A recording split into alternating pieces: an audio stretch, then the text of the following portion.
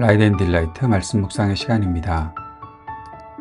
사랑하는 주님, 오늘로 새날을 열어주시니 감사합니다. 주님, 제 삶에서 하나님이 일하시지 못하도록 막고 있는 것들, 상식, 불신의 돌, 그것들이 무엇인지 알고 치우는 용기와 믿음이 있게 하옵소서. 나를 한계 속에 가두는 세상의 소리를 듣지 않게 하시고 내 이름을 부르시는 주님의 음성에 귀를 기울이게 하옵소서. 주님께서 베푸시는 참된 진리와 자유의 기쁨을 누리게 하시고 생명의 말씀을 따라 능력 있는 삶을 살게 하옵소서. 예수님 이름으로 기도드립니다. 아멘. 오늘은 요한복음 11장 38절에서 44절까지 말씀을 함께 읽고 묵상하겠습니다. 요한복음 11장 38절에서 44절까지의 말씀입니다. 예수께서 다시 속으로 비통하게 여기시면서 무덤으로 가셨다. 무덤은 동굴인데 그 어귀는 돌로 막아 놓았다. 예수께서 돌을 옮겨 놓아라 하시니 죽은 사람의 누이 마르다가 말하였다. 주님, 죽은 지가 나흘이나 되어서 벌써 냄새가 납니다. 예수께서 마르다에게 말씀하셨다. 내가 믿으면 하나님의 영광을 보게 되리라고 내가 네게 말하지 않았느냐. 사람들이 그 돌을 옮겨 놓았다. 예수께서 하늘을 우러러 보시고 말씀하셨다. 아버지, 내 말을 들으신 것을 감사드립니다. 아버지께서는 언제나 내 말을 들어주신다는 것을 압니다. 그런데도 이렇게 말씀을 드리는 것은 둘러선 무리를 위해서입니다. 그들로 하여금 아버지께서 나를 보내신 것을 믿게 하려는 것입니다. 이렇게 말씀하신 다음에 큰 소리로 나사로야 나오너라 하고 외치시니 죽었던 사람이 나왔다. 손발은 천으로 감겨 있고 얼굴은 수건으로 싸매어 있었다. 예수께서 그들에게 그를 풀어주어서 가게 하여라 하고 말씀하셨다. 우리를 가둔 익숙한 무덤이 있지 않을까? 우리는 살아가면서 종종 스스로를 무덤에 가둡니다.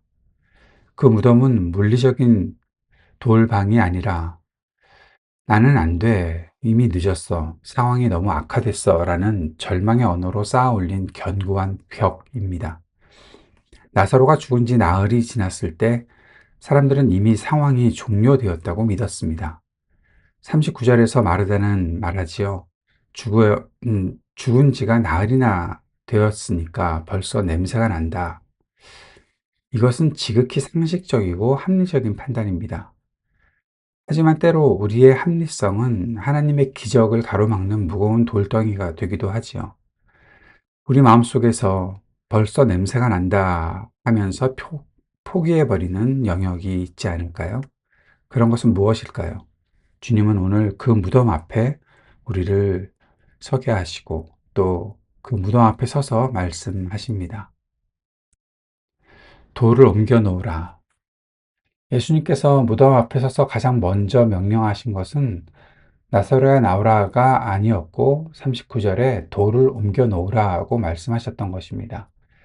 치워야 할 돌이 있다는 거죠.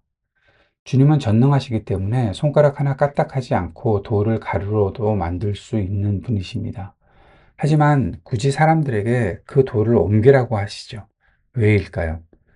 우리의 믿음이 행동으로 표현되기를 원하시기 때문입니다. 내 상식으로는 끝났지만 주님이 말씀하시니 이 불신의 돌을 치워보겠습니다. 라는 작은 순종이 기적의 전제 조건이 아닐까요? 그리고 주님의 탄식을 봅니다. 본문 38절에서 예수님은 다시 속으로 비통하게 여기신다 라고 말씀하고 또 그렇게 무덤으로 가셨죠. 여기서 비통히 여기다는 이 말씀, 에네브리 메사토라는 단어는 단순히 슬퍼하는 것이 아니라 죽음이라는 권세 앞에 무력하게 무너진 인간들을 향한 거룩한 분노와 깊은 공감을 담고 있는 것입니다. 주님은 우리의 한계 상황을 멀리서 관망하시는 분이 아니시죠. 그 고통의 현장 한복판에서 함께 분노하며 울고 계시는 분이십니다. 예수님은 큰 소리로 외치십니다. 나사로야 나오라. 이 외침이 단순히 2000년 전에 한 청년을 살리신 그런 소리로 끝난 것일까요? 아니죠. 오늘 각자의 한계에 그 각자의 한계라는 무덤에 갇혀서 산송장처럼 살아가고 있는 우리를 향한 천둥 같은 부르심이 아니겠습니까? 주님이 이름을 부르셨습니다. 예수님은 그냥 죽은 자에 나오라 라고 하지 않으셨습니다. 그런 이야기들을 하는데요. 만약에 죽은 자에 나오라 라고 그렇게 외치셨다면 그 근처 무덤의 모든 시체가 다 일어났을지도 모른다 라는 그런 이야기요. 주님은 나사로야 나오라 라고 이름을 부르셨습니다. 이것은 개별적인 부르심이었던 거죠. 세상이 우리를 향해서 너는 실패자야, 너는 끝이야 라고 그렇게 낙인을 찍으려고 할 때 주님은 그 우리의 이름을 부르시면서 너는 나의 것이다. 여기서 끝날 존재가 아니다라고 선언하시는 분이십니다. 주님은 우리를 한계 밖으로 초대하십니다. 우리를 가두고 있는 것들에서 밖으로 나오라라고 말씀하시는 거죠. 우리를 가두고 있는 것이 무엇이 있을까요? 과거의 상처라는 어떠한 그런 수위로 나를 묶어놓은 곳이 아닐까요? 혹시 또 경제적인 결핍, 관계의 단절이라는 어두운 동굴 속에 숨어 있는 것은 아닐까요? 나는 원래 이래 라는 어떠한 성격적인 결함에 나 스스로를 가두고 있는 것은 아닐까요?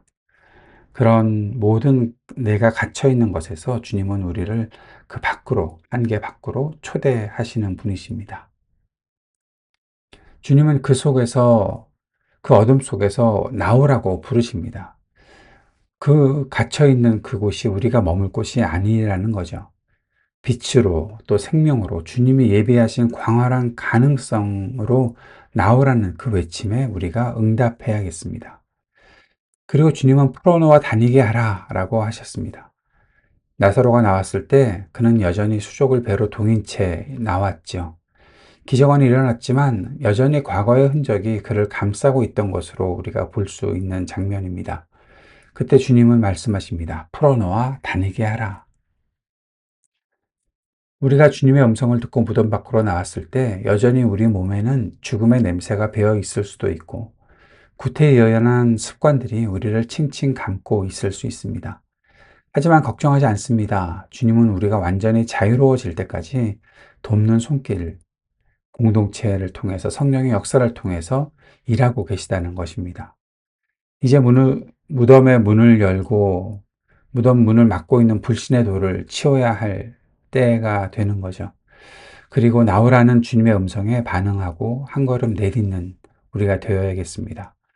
우리의 한계, 우리가 갇혀 있다고 생각하는 한계는 하나님의 능력이 시작되는 지점이 아니겠습니까?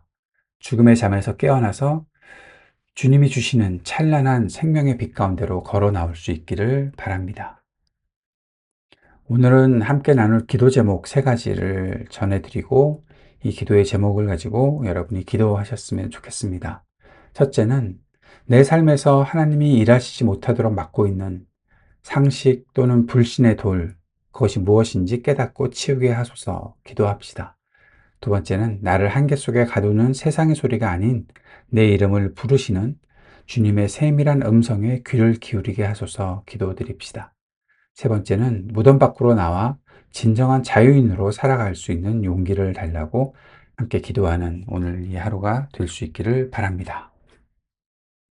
주님께서 가르쳐 주신 기도 함께 드리겠습니다. 하늘에 계신 우리 아버지, 아버지의 이름을 거룩하게 하시며 아버지의 나라가 오게 하시며 아버지의 뜻이 하늘에서와 같이 땅에서도 이루어지게 하소서.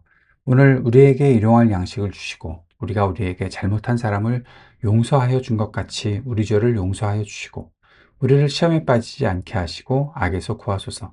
나라와 권능과 영광이 영원히 아버지의 것입니다. 아멘.